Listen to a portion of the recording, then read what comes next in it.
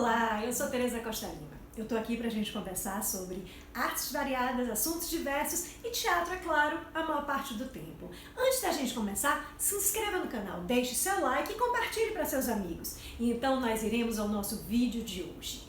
Imaginação. Imaginação. Do latim, imaginatione. No grego, fantasia. E todas essas palavras nós conhecemos bem, porque elas fazem parte da nossa vivência desde criança. Todos nós imaginamos. Nós imaginamos dando forma a coisas que não existem ainda, mas elas existem na nossa cabeça. Antes de se escrever um texto, o texto existe na sua cabeça. Antes de compor uma música, ela existe na sua cabeça. Antes de você criar qualquer coisa, esse plano, ele existe na imaginação. A imaginação, ela é uma capacidade de transformar imagens, transformar sonhos, juntar coisas que aparentemente não tem nada a ver uma com a outra e criar uma realidade que é só nossa. Os grandes imaginadores criaram obras fantásticas. Eu queria conversar hoje sobre 3 grandes imaginadores. Eu queria falar sobre Fernando Pessoa, Émile Brontë e Nelson Rodrigues. O poeta é um fingidor. Chega a fingir tão completamente que chega a fingir que é dor, a dor que deveras sente. Vocês já escutaram isso em algum lugar? É do grande Fernando Pessoa, um poeta português com uma peculiaridade. Ele não era apenas um poeta, ele era muitos poetas. Fernando Pessoa, um dos nomes mais importantes da literatura portuguesa do século XX, vai ter uma característica que o diferencia. Fernando Pessoa vai ter vários heterônimos. Mas o que é heterônimo? Primeiro a gente precisa pensar que o heterônimo, ele é diferente do pseudônimo. Pseudônimo, o autor coloca um nome que não é o dele por algumas razões. As mulheres, no século XIX, quando escreviam, colocavam pseudônimos masculinos para poder ser publicadas numa sociedade que era machista. Alguns escritores, pelo contrário, escreviam com nomes femininos, para que tivesse um apelo de público na sua obra, como o próprio Nelson Rodrigues. Dessa mesma maneira, razões políticas podiam fazer com que um autor usasse um pseudônimo. A gente tem uma história bacana, que é Chico Buarque. Chico Buarque, no período da ditadura militar, ele era muito perseguido, as pessoas olhavam o texto dele com muito rigor, então ele criou um outro chamado Julinho da Adelaide. Julinho da Adelaide assinava suas obras e ele passava despercebido pela censura. Isso é um pseudônimo, é um outro nome que você usa por alguma razão. O heterônimo é uma coisa muito mais complexa, principalmente os heterônimos de Fernando Pessoa. Fernando Pessoa escrevia com outras personas. Cada um dos heterônimos de Fernando Pessoa tinha um local de nascimento, uma personalidade, uma profissão. Além de todos os elementos, ele tinha um estilo de escrita completamente diferente. Quando Fernando Pessoa escrevia como Fernando Pessoa, era de um jeito, Alberto Caeiro, de outro, Álvaro de Campos, de outro, Ricardo Reis, de outros, Bernardo Soares, de outros. Cada um desses tinha um estudo e um estilo que fazia com que sua obra fosse diferente.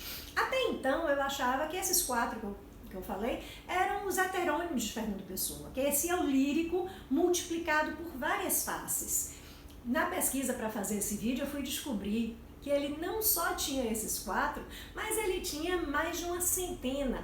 Alguns estudiosos usam 72 o número de heterônimos, talvez os heterônimos tenham tido publicações, mas estudiosos mais avançados na obra dele disseram que não, que eram mais de 100. O que me lembrou muito o grande Chico Anísio, que tinha mais de 200 personagens com nome, voz, jeito, relações, outros personagens, cada um tinha seu mundo separado. É uma capacidade de imaginação fantástica. Fernando Pessoa, ele envia uma carta a um amigo onde ele tenta esclarecer do que se tratam seus heterônimos. Dá uma olhadinha nessa carta.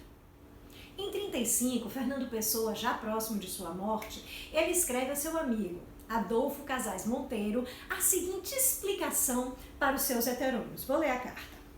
Passo agora a responder a sua pergunta sobre a gênese dos meus heterônimos. Vou ver se consigo responder-lhe completamente. Começo pela parte psiquiátrica. A origem dos meus heterônimos é o fundo traço de histeria que existe em mim.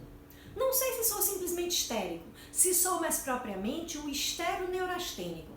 Tendo para essa segunda hipótese, porque há em mim fenômenos de abulia que a histeria propriamente dita não enquadra nos registros dos sintomas. Seja como for, a origem mental dos meus heterônimos está na minha tendência orgânica e constante para a despersonalização e para a simulação. É interessante que Fernando Pessoa começa a ter seus heterônimos desde a infância.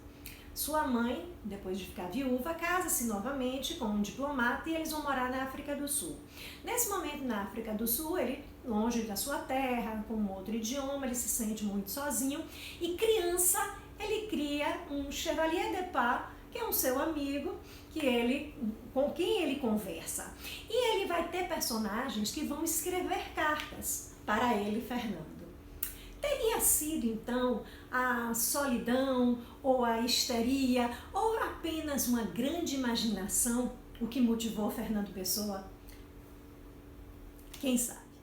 Um exemplo muito interessante de capacidade imaginativa é das irmãs Brontë.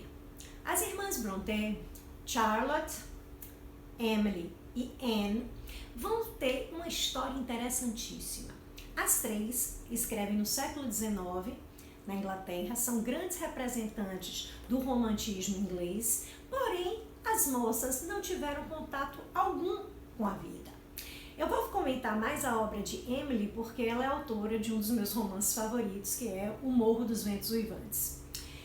Emily, junto com as suas irmãs, vai ter uma vida muito reclusa. O pai delas, ele era um sacerdote protestante, acho que um pastor protestante, e ele se dedicou muito, ficou viúvo, criou as filhas junto com a cunhada e mais uma empregada, num lugar bem reservado. E se dedicou muito a promover a educação dos filhos. Só que eles viviam reclusos, tinham acesso a muita literatura, as meninas leram a Bíblia de cabo a rabo desde criança, tinham muito conhecimento de Shakespeare, de Homero, dos grandes autores, porém eles viviam num lugar reservado. Dentro desse mundo particular, tendo passado por algumas privações, as irmãs mais velhas morrem logo na infância, a mãe também morre, eles levam uma vida fechada entre eles. Tinha também um irmão, Bramwell, e Bramwell era pintor. Conta a história que um dia o pai compra uma caixa de soldadinhos de chumbo para os filhos. Quer dizer, ele comprou para o filho, né? As meninas que pegaram.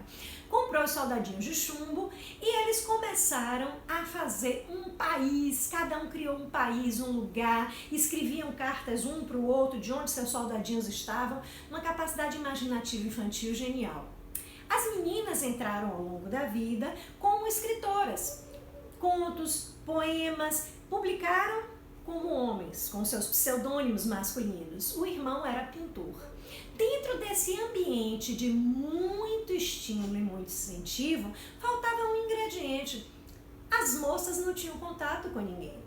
E Emily vai escrever um dos romances apaixonados, de paixão intensa, violenta, sem nunca ter tido um namorado.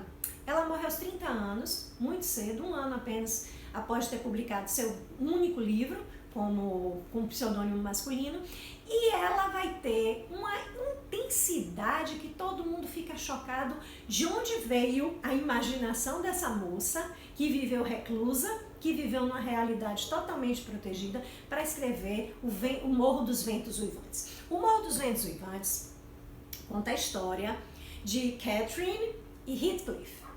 Catherine é filha de uma família que tem uma posição social, né, bem estável, e Heathcliff é um menino órfão que o pai de Catherine encontra pelas ruas, perambulando, e meio que adota. Vai morar na casa dela, se tornando inseparável. Catherine e Heathcliff são um em carne, passam o dia inteiro juntos. Porém, quando o pai dela morre, o irmão, que tinha muito ciúme de Heathcliff, começa a maltratar, coloca ele numa posição bastante subordinada, e eles vão entrando para a adolescência, né? selvagens, vivendo a vida à vontade. Quando eles entram para a adolescência, eles conhecem a família vizinha, a família Linton, e termina que Catherine se casa com o filho Edgar Linton, filho da família Linton, causando em Heathcliff um desgosto imenso, porque ele ouve Catherine dizer que não poderia ficar com ele, apesar de ser loucamente apaixonada, porque estar com ele a degradaria. Heathcliff vai embora, Catherine casa com Edgar. Heathcliff volta rico e Catherine morre. No momento que ela morre, ele já vinha com uma coisa bastante ácida, né? Tinha uma postura extremamente grosseira, violenta, era um cara frio, de maus sentimentos, digamos assim. Com a morte de Catherine, as coisas pioram muito. E ele se torna um sádico compulsivo e dedica a vida dele a atormentar e torturar aquelas pessoas que foram o motivo da sua derrocada. O romance é interessante porque ele tem uma estrutura bastante sofisticada. A história é contada em formato de flashback, depois que um senhor se hospeda na casa da família e de noite se encontra com o fantasma de Catherine. Era uma coisa sombria, pesada. E ele, apavorado, no dia seguinte pede à empregada Nellie que lhe conte o que foi que aconteceu ali naquela casa. Então Nellie vai contando a história aos poucos. Heathcliff é um dos vilões mais sedutores que pode ter, porque Heathcliff, apesar de ser extremamente cruel, o amor que ele tem por Catherine, a dedicação, a paixão que ele tem por ela, faz com que a gente tenha até quase pena dele, apesar das coisas terríveis que ele vai depois fazer com os herdeiros daquela família, né? A filha de Catherine, o filho do irmão de Catherine e o próprio filho dele. Ele tem um filho com a irmã de Edgar Linton, Isabella. A história é forte, a história tem um plot de vingança, a história tem personagens bem escritos, a história tem crueldade, o irmão de Catherine se acaba com jogo, com bebida, a descrição do ambiente degradante dele é muito intensa e a gente fica pensando, nossa, que imaginação dessa moça, que nunca botou o pé para fora daquela sua pequena aldeia, que no máximo que teve de experiência foi como professorinha de criança, que não viveu nada, que morreu cedo, que nunca teve um namorado e ela imaginou isso tudo. Emily Brontë, grande capacidade imaginativa. O terceiro autor que eu vou comentar como imaginação brilhante é Nelson Rodrigues. Nelson Rodrigues é conhecido no Brasil muito por causa de filmagens de sua obra, mas não chega aos pés da quantidade de coisa que foi produzida. Nelson Rodrigues escreve para jornal, escreve crônica, escreve contos, escreve romance. O romance ele escreveu com o pseudônimo de Susana Flegg, escreve peças de teatro. Ele escreve peças de teatro em estruturas completamente diferentes. Ele vai ter o que se chama de tragédias cariocas, ele vai ter peças míticas, ele vai ter uma utilização da informação toda que ele acumulou ao longo da vida de uma maneira muito sofisticada. E ele fazia questão de dizer que não entendia nada de teatro, que não conhecia dramaturgia, que só tinha lido na vida Maria Cachucha, que foi o único texto que ele tinha lido. E ele conseguiu escrever obras que marcam totalmente a entrada do teatro brasileiro no teatro contemporâneo. A sua peça Vestido de Noiva, ela é de uma genialidade porque a história se passa em 3 planos. A história se passa, é uma moça que é atropelada, se passa no plano em que ela está sendo operada, se passa num plano de memória dela, o que ela viveu antes de chegar àquele atropelamento, e um plano de alucinação, onde ela vai nas lembranças de um sótão que tinha uma cortesã. E essa história toda, quando você vê, é ao mesmo tempo curioso que ele tivesse a capacidade de escrever isso, por outro lado é muito cru, porque é muito humano, né? São as taras, as fantasias, os desejos humanos expostos ali de uma maneira muito intensa. Mas Nelson Rodrigues, ao contrário das irmãs Brontë, que não foram para lugar nenhum, ele tem uma vida inacreditável. A vida de Nelson Rodrigues é mais rocambolesca que a sua obra. Nelson Rodrigues já tem uma família grande, na sua família vai acontecer de tudo. O pai era editor de um jornal e em certo momento ele escreve falando mal de uma senhora, uma socialite. A senhora vai até o jornal, procura. Cadê Mário Rodrigues? Não, Mário Rodrigues não tá aí não, tá, então tá quem tá? Tá o filho, serve o filho. Pá! Atira e mata. mata o irmão de Nelson Rodrigues. Logo depois, poucos anos depois, o pai, em depressão, morre. Sua família vai à falência absoluta. No livro O Anjo Pornográfico, de Rui Castro, comenta que teve momentos em que a família de Nelson Rodrigues se alimentava exclusivamente de água com açúcar, porque não tinha dinheiro para mais nada. Ele vai para baixo e para cima, ele vai ter um extremo sucesso com sua primeira peça de teatro, depois ele vai ser criticado, atacado, mal visto, cuspido na rua. Ele tem um casamento, depois ele tem outros relacionamentos. Num desses relacionamentos ele tem uma filha com problemas de saúde gravíssimos. Ele passa por isso tudo. O seu filho vai preso na ditadura militar, é preso, torturado, uma situação muito complexa, porque Nelson Rodrigues era, de certa maneira, um apoiador do regime militar. Todas essas coisas que acontecem com ele, diz assim, não é possível. Outra coisa, um dos irmãos dele, o prédio cai, no prédio que ele mora, cai. Outra situação, ele tem tuberculose, fica internado no sanatório, um dos irmãos morre de tuberculose. Ou seja, Nelson Rodrigues vai para cima e vai para baixo. Tem grandes sucessos, tem grandes fracassos, tem grandes paixões, grandes amores, grandes decepções. E essa efervescência inteira da sua vida é retratada na sua obra. Mas no fim das contas, ele diz: eu não sou nada disso, eu sou apenas um menino que olhava pelo buraco da fechadura. E esse é o seu segredo da sua grande imaginação. Levando agora adiante a nossa pesquisa sobre a imaginação, vamos fazer um exercício para o nosso laboratório de criação. O exercício é o seguinte: vocês vão pegar aleatoriamente uma página de um livro, uma página de um romance, de um conto, abrir aleatório, não vale roubar no jogo. Abriu, lê esse texto.